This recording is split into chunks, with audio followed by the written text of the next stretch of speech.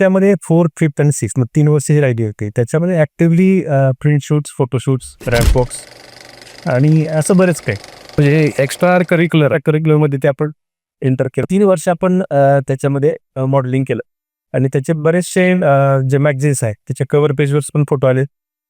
मला स्पेशली आठवतो तो 8 मार्चचा photo. 8 March is a women's day रशाई स्त्रीप्रधान देश आहे. कारण त्या कंट्रीमध्ये स्त्रियांना विशेष मान. त्यामुळे 8 मार्चच्या मॅगझिन्सला फार डिमांड असतं. त्या दिवशी ते पब्लिश होतं आणि त्याच्यामध्ये त्या दिवशी माझा फ्रंट पेजला फोटो आला होता. तर that was like very you know that moment actually I cannot forget.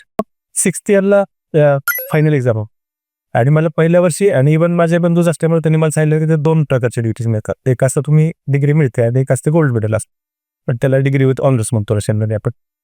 त्याच्या काही प्रिरिक्विजिट्स असतात की ज्याच्यामध्ये तुम्हाला 6 वर्षामध्ये ऑलमोस्ट सगळ्या विषयांमध्ये out of 8 marks A grade पाहिजे आणि असं ते डोक्यात होतं की बस ते आपल्याला करायचं आहे आणि तो पॅरलली अभ्यास तसा चालू राहिला आणि मग इकडं मॉडेलिंग आणि इकडे अभ्यासाच्या बाबतीत हे नाही आणि 98% माझी प्रेझेंट होती पूर्ण 6 वर्षामध्ये आणि 6th इयरच्या एक्झाममध्ये पण सक्सेसफुली ए ग्रेड मिळाला आणि डिग्री पण आपल्याला मिळाली म्हणजे गोल्ड मेडल मिळालं.